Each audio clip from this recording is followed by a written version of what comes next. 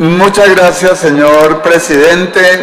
Me voy a ahorrar los saludos por el tema del tiempo. Solamente para hacer conocer que en criterio del partido político Mira, el Transmilenio por la séptima es una mala decisión de la actual administración. Y de manera breve voy a tratar de exponer los motivos por los cuales creemos, doctora Araujo, que se trata de una mala decisión. Lo primero es que no tenemos información acerca del daño ambiental que se puede llegar a ocasionar con la construcción de esta troncal, teniendo en cuenta el gran número de individuos arbóreos, un total de 3.067 individuos arbóreos y de ellos 47 árboles patrimoniales. En la respuesta que nosotros recibimos de la Secretaría Distrital de Ambiente, nos dicen que no ha sido radicado ningún permiso de aprovechamiento forestal para la construcción de esta troncal, y por ende no se conoce el número de individuos arbóreos que tendrían que ser talados para esta obra. Además, es necesario recordar que para adelantar este proyecto deben ser intervenidos algunos predios ubicados en la zona de la Reserva Forestal Protectora Bosque Oriental de Bogotá, por ejemplo, la Reserva Forestal y Zona de Uso Público de las Sierras del Chicó. Entonces necesitamos saber cuántos individuos arbóreos van a ser talados y cuál va a ser el tratamiento que se va a dar a esta situación. No podemos olvidar, pasar por alto, que Bogotá tiene un déficit de 1.420.000 individuos arbóreos para poder llegar al estándar internacional o a la recomendación de la Organización Mundial de la Salud en cuanto a un árbol por cada 3 habitantes. En Bogotá tenemos 1 por cada 6, de manera que tenemos un gran déficit, y por ese motivo, doctora María Consuelo, nosotros quisiéramos tener información concreta en cuanto al número de árboles que va a ser necesario talar por la construcción de esta troncal y cuál va a ser el manejo que se va a dar a esta situación para evitar el deterioro ambiental. Otro tema que quisiéramos, doctora María Consuelo, y me dirijo a usted específicamente porque no se encuentra todavía el señor secretario de Movilidad, en el sentido de que recientemente hubo unos anuncios por vía tweet, tanto del alcalde mayor como del secretario de Gobierno, en el sentido de que Transmilenio en la séptima será la primera troncal sin buses a diésel. Dice que solamente van a transitar buses eléctricos por la troncal de la carrera séptima y a gas. Sin embargo, cuando nosotros revisamos la respuesta que nos fue dada a nuestra proposición, la 214 de 2018, encontramos que dice: por tal razón, todos los vehículos vinculados al sistema podrán operar por cualquier corredor troncal actual o nuevo de la red. Entonces nos parece que aquí hay una contradicción, porque en la respuesta que a nosotros se nos da, nos dice que todos los vehículos del sistema podrán transitar por cualquiera de las troncales, pero ahora el señor alcalde dice que no van a circular por allí buses diésel. Entonces no entendemos, hay una abierta contradicción entre la respuesta que se nos da y los anuncios hechos por la administración. Por otro lado, doctora María Consuelo, nos parece una mala decisión el priorizar la troncal de la séptima, teniendo en cuenta que la carga máxima de pasajeros de la carrera séptima será de 32.916, según la respuesta que nos dio Transmilenio a nuestra proposición, la 214 de 2018. Y allí también hay una incoherencia, porque el señor secretario de Movilidad, en su exposición en la sesión anterior, él habló de una carga de 34.000 pasajeros, pero la respuesta que recibimos de Transmilenio es una carga de 32.916 pasajeros. Y eso, digamos que el argumento dado por la administración es que el tema de que se prioriza el borde oriental, porque el borde oriental es el destino de los viajes que se originan en el borde occidental. Pero nosotros no entendemos cómo, también doctora María Consuelo, usted dice lo que pasa es que la troncal de Transmilenio es, en esta obra estamos mirando el corazón, o en el corazón de la decisión está es el usuario.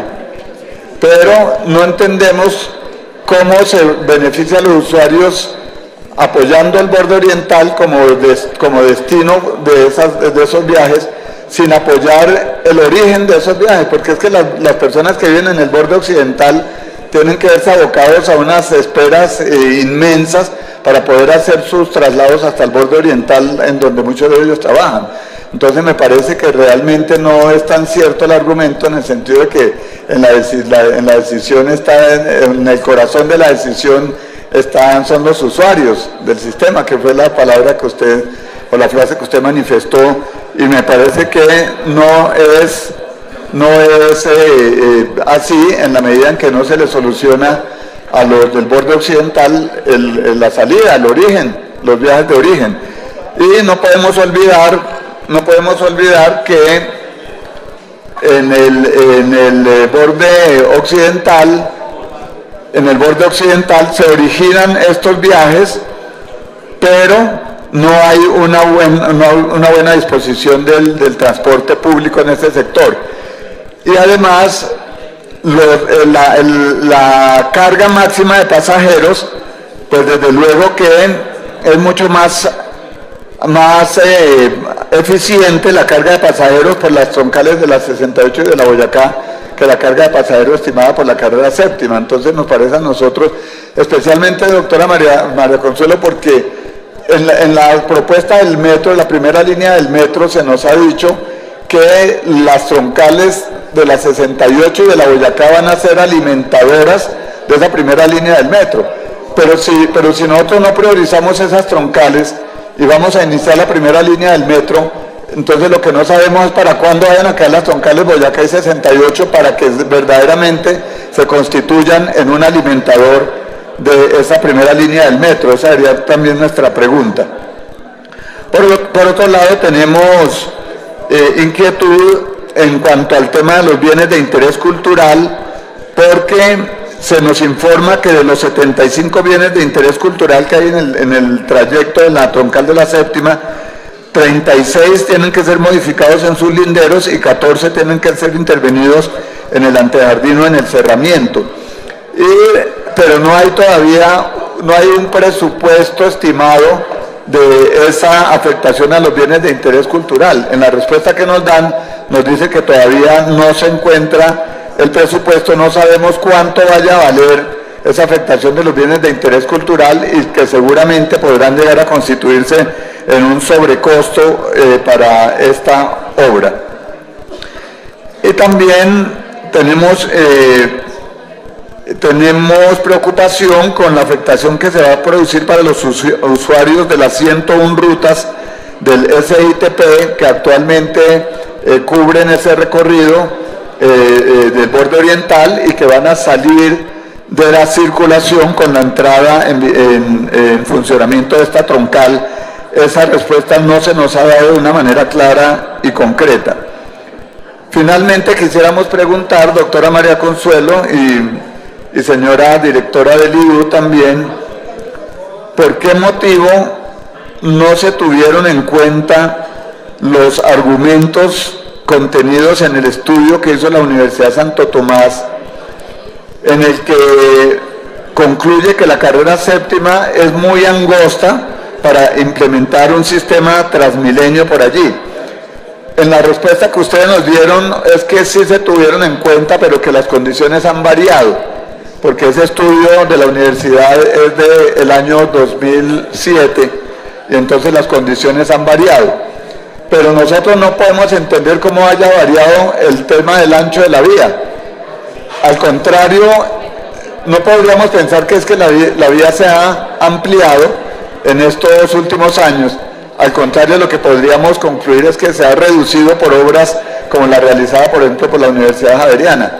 Entonces, ¿cómo se van a sortear las dificultades que este estudio manifiesta que es el impacto negativo durante la construcción, que es la afectación del túnel de la Javeriana y que es el ancho de los andenes, porque el proyecto contempla andenes de tan solo, señor presidente, es que el ruido es sí, terrible. Sí, concejal, es insoportable, es verdad.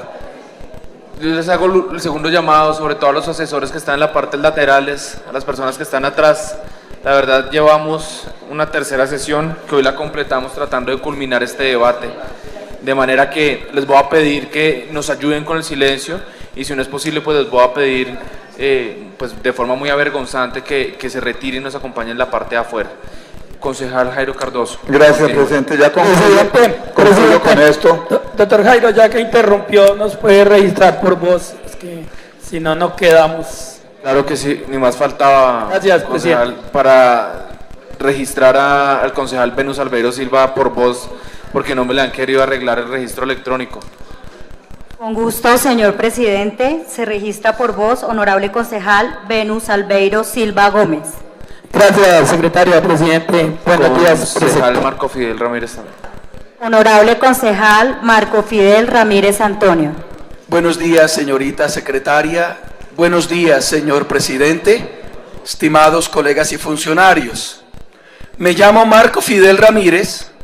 Soy el concejal de los cristianos y no quiero que Gustavo Petro sea nuestro presidente. Muchas gracias.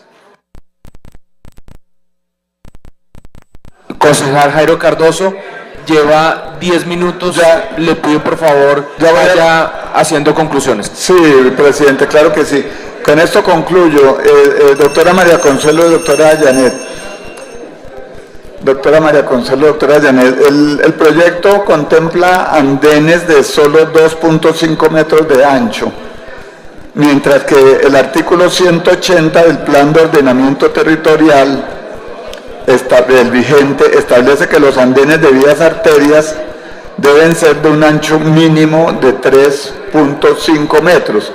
Entonces, nuestra pregunta es cómo se va a sortear esta situación, porque nos parece que hay una violación abierta a la norma contenida en el Plan de Ordenamiento Territorial en torno al ancho mínimo de andenes en las vías arterias, como corresponde a la carrera séptima.